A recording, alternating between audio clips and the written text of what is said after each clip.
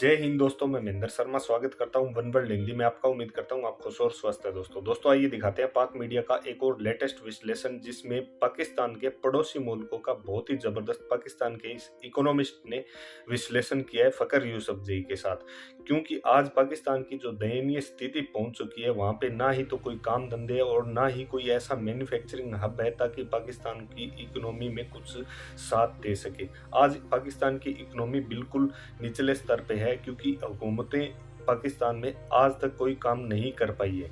तो दूसरी तरफ अगर पाकिस्तानी इस मीडिया ने भी कंपैरिजन किया है कि उनके पड़ोसी मुल्क जैसे भारत, नेपाल, बांग्लादेश आज कहाँ पहुंच चुके हैं, और जबकि इसका सीधा सीधा बड़े से बड़ा रीजन ये है कि पाकिस्तान के पीछे रहने का, कि वहाँ पे हमेशा से जिहाद की फैक्ट्रियाँ, दूसरा जब से देश आज़ाद हुए हैं उसके बाद इन सभी देशों ने अपनी इकोनॉमी को सुधारने का बहुत अच्छे अच्छे स्टेप लिए, जबकि पाकिस्तान ने सिर्फ और सिर्फ जिहाद की फैक्ट्रियां तैयार की और आतंकवाद के ऊपर ही निर्भर रहे हैं। तो दोस्तों देखिए, डिबेट और कमेंट में अपनी प्रतिक्रिया जरूर दें। लास्ट में आपसे रिक्वेस्ट करूंगा, चैनल पर नए हैं तो चैनल को सबसे पहले सब्सक्राइब कीजिए, लाइक शेयर कमेंट जरूर कीजिए। दोस्तों जय हिंद, वंदे मातरम, भारत माता की जय। दोस्तों हैं कि आप समझते हैं कि जिसकी वजह से पाकिस्तान बहुत पीछे रह गया और उसके साथ के जो ममालिक थे, साउथ एशिया की मैं बात करूं, मैं अमेरिका और लंदन और इन कंट्रीज की बात नहीं कर रहा, वो लोग आगे निकल गए।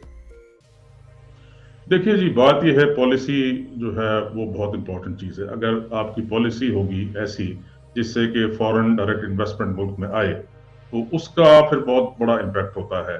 आपने, जैसे मैं एक मिसाल आपको देता हूं कि 9 स्पेशल इकोनॉमिक जोन्स प्लान किए along the route of CPEC, जो कि चाइना पाकिस्तान इकोनॉमिक कॉरिडोर बन रहा है, उसके अलोंग 9 स्पेशल इकोनॉमिक जोन्स बनने थे।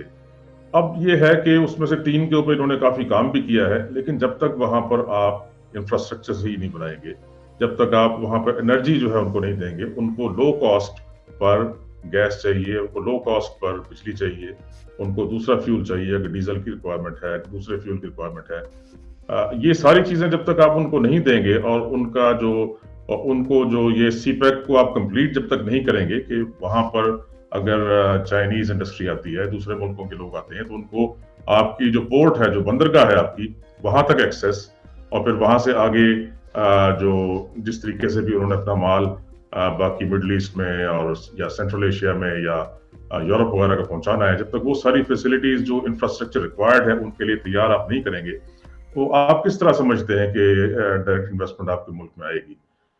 एक तो ये बात हो गई। दूसरी बात अक्सर ये है इन कि लोगों ने एनर्जी क्या आपको, ऐसा किया कि हम वो नहीं कर पाए, ये एक असल इशू है।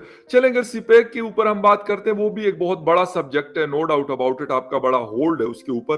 लेकिन सर बाकी, क्योंकि इस रीजन में कम से कम ये 2 ममालिक तो ऐसे हैं जिन्होंने हमें मतलब बहुत पीछे छोड़ के वो आगे निकल गए। इन्होंने ऐसा क्या किया, अपनी एजुकेशन पे सर काम किया, टेक्निकली लोगों को ट्रेंड किया, जो हम नहीं कर सके, या क्या ऐसा मेन रीजन था जिसकी वजह से हम पीछे और ये लोग आगे? देखिए, इंडिया और बांग्लादेश के 2 बिल्कुल अलग अलग सिनारियोज हैं। बांग्लादेश की तरक्की के कुछ और जो है वजूहात हैं, इंडिया की तरक्की के कुछ और वजूहात हैं। जी जब पार्टीशन हुआ है, जब अंग्रेज यहाँ से गया 1947 में, तो पाकिस्तान के हिस्से में बहुत कम इंडस्ट्री आई थी जी यहाँ पर, जबकि सारा जो इंडस्ट्रियल बेस थी वो जो इंडिया है आजकल, उसके पास जो लैंड है वो उस तरफ थी, इस जी तरफ बहुत कम आई थी। ये तो बाद में जो वहां से खानदान आए थे जिनका तजर्बा था इंडस्ट्री में, उन्होंने फिर इंडस्ट्री लगाई पाकिस्तान में और वो डेवलप होती गई, और फिर बहुत अच्छी कुछ पॉलिसीज थी उस जमाने में, और लोग भी सिंसियर थे। और ये दौर नहीं आया था जो जनरल जिया के आने के बाद जो दौर आया ना, जिसमें कि उन्होंने ये शरीफ खानदान को वो आगे लेकर आए। इनके आने के बाद ये हुआ कि आपने सुना होगा, मुझे कहने की रिपीट करने की जरूरत नहीं है, एसआरओ का जमाना आया कि अपने जो है दोस्तों को, यारों को, जो इंडस्ट्रिस्ट थे, उनको नवाजने के लिए तरह तरह के एसआरओ जो है जारी किए गए, उनको फायदे पहुंचाए गए। फिर जब आप इंडस्ट्रियलिस्ट को ही उठाकर इक़्तिदार दे देंगे, तो वो तो ऐसा है जैसे एक बड़ी पुरानी मिसाल है जो है उर्दू की, जिसमें वो कहते हैं कि बिल्ली को जो है वो गोश्त की रखवाली पर आप बिठा दें। तो आप जब इंडस्ट्रियलिस्ट के हाथ में ही दे देंगे इक़्तिदार, तो वो फिर अपनी मर्जी की पॉलिसी बनाएगा, अपनी मर्जी का सब कुछ करेगा। मैं मिसाल आपको एक और देता हूं कि हमारा जो बिजनेसमैन है उसमें और इंडिया के बिजनेसमैन में फर्क क्या है।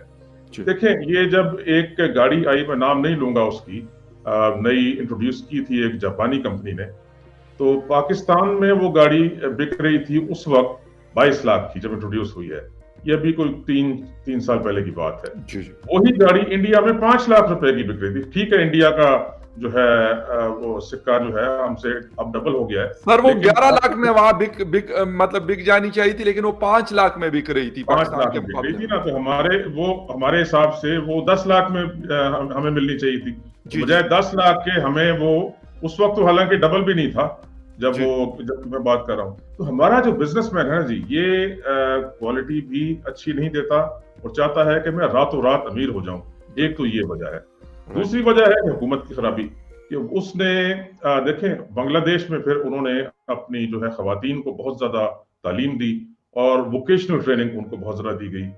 जो बांग्लादेश की वजीर आजम है खालिदा जिया, ये जो है शेख हसीना वाजिद, शेख हसीना, ये बाकायदा 18 घंटे मीटिंग्स करती हैं इंडस्ट्रीज के साथ और उनसे उनके मसाइल पूछती हैं और उनको एट द स्पॉट हल करवाती हैं और करती हैं। तो बहुत ज्यादा उन्होंने जाती तौर पर इंटरेस्ट लेकर इंडस्ट्री को वो ऊपर लेकर गए।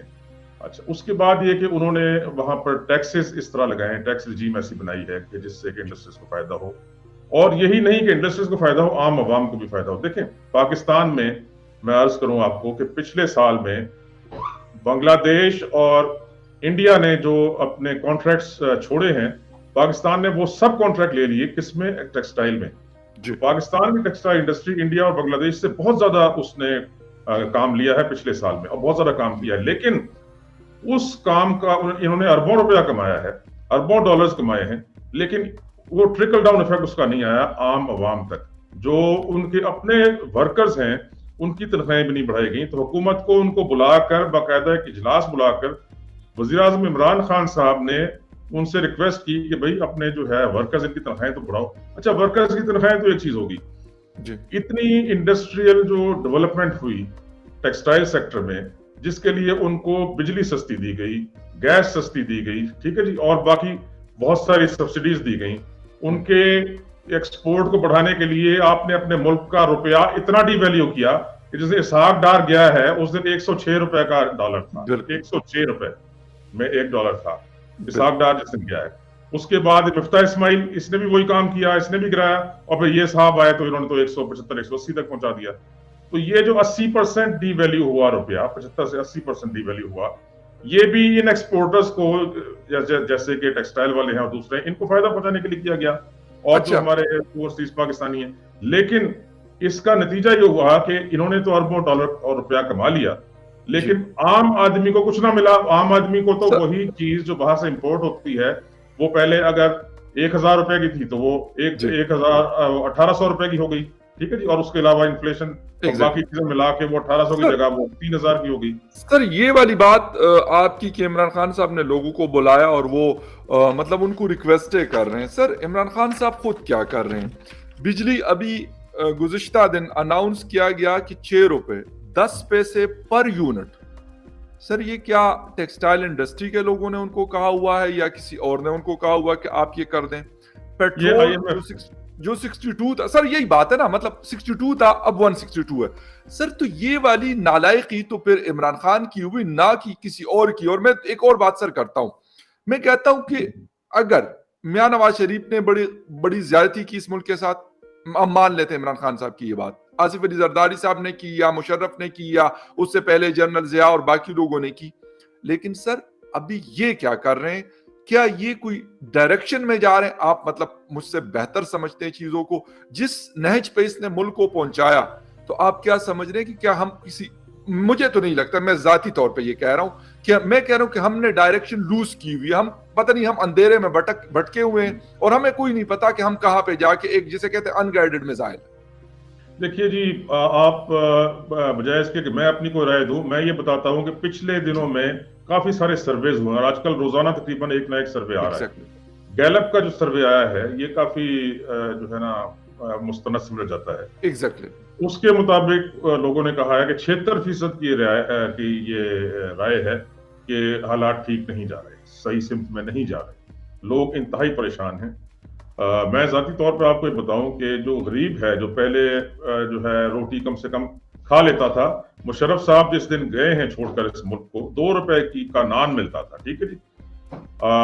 10 रुपए में 2 रोटियां और 1 सब्जी की प्लेट मिलती थी। जिस दिन मुशर्रफ साहब गए, बहुत पुरानी बात नहीं है, सिर्फ 12 साल पहले, वही जो है 2 रोटियां और सब्जी अब 150 रुपए की मिलती है। आप अंदाजा करें, 1500% इन्होंने बढ़ा दी है कीमत जो है नान की और खाने की।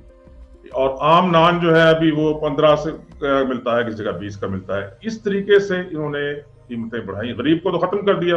गरीब तो अब सिर्फ खैरात ज़कात पर आ गया, एहसास प्रोग्राम पर आ गया और लंगर खानों पर आ गया, ठीक है जी। बिल्कुल बिल्कुल। अब जो मिडिल क्लास थी, मिडिल क्लास हमारी इंतहाई पढ़ी लिखी अच्छे लोग जो अपना पेट काट कर अपने बच्चों को पढ़ाते हैं, किसी को डॉक्टर बनाया, उन्होंने अपनी जमीनें बेचकर, औरतों ने अपने जेवर बेचकर अपने बच्चों को पढ़ाते हैं, वो पढ़ लिख कर इस वक्त आप हैरान हो जाएंगे, इस मुल्क में तकरीबन 50 से लेके 70% तक इंजीनियर्स बेकार हैं। 1 लाख इंजीनियर बेकार है, 25,000 हर साल और निकल रहा है। हर तरफ यूनिवर्सिटीज बना दी है, बगैर सोचे समझे इंजीनियरिंग यूनिवर्सिटी हर गली में खोल दी है, जिसका नतीजा ये हुआ है कि हर साल 25,000 इंजीनियर निकलता है, उसमें से किसी को भी जॉब नहीं मिलती, सारे के सारे बेरोजगार हैं जी। उसकी वजह से, जैसे कि ये सिंध के वज़ीर आला ने भी कहा है और बाकी लोग भी कहते हैं, मुल्क में जराइम बढ़ रहे हैं। यही लोग जब आप इनको रोजगार नहीं देंगे, इन्होंने जराइम में आना है। इनको तखरीबकार भी ये बन सकते हैं, ये जो है ना डाकू भी बन सकते हैं, ये और जराइम भी कर सकते हैं। और आपकी जिम्मेदारी ये है हुकूमत में होते हुए कि इनके लिए रोजगार पैदा करें।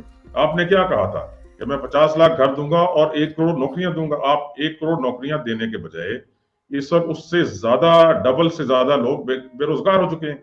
Exactly. और इस बेरोजगारी में जो बेरोजगार है, और फिर आपने महंगाई जो है वो 400%, कम से कम 400% बढ़ाई है पिछले 3.5 साल में। बिल्कुल। मुझे ये बताएं कि वो लोग जिंदा कैसे रहें, वो लोग अपना गुजारा कैसे करें, जो पढ़ लिख कर बेचारे डिग्रियां लेकर हाथों में फिर रहे हैं और कोई किसी किस्म की उनके लिए अपॉइंटमेंट नहीं है, किसी किस्म की जॉब नहीं है।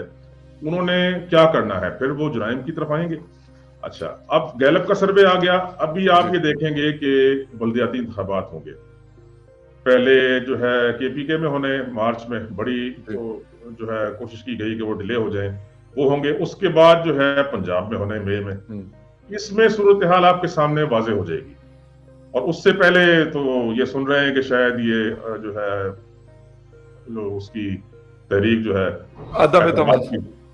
वो आ जाए, तो उसमें जो फैसला होता है। बात यह है कि इनकी ये बड़ी गलतफहमी है कि अगर ये समझ रहे हैं कि लोगों को ये दिलासा दे देंगे कि सारी दुनिया में महंगाई हुई है, उसका असर पाकिस्तान पे आया है, नहीं, ऐसी बात नहीं सर, है। अभी भी कल ही शौकत तरीन साहब कह रहे हैं कि 1/3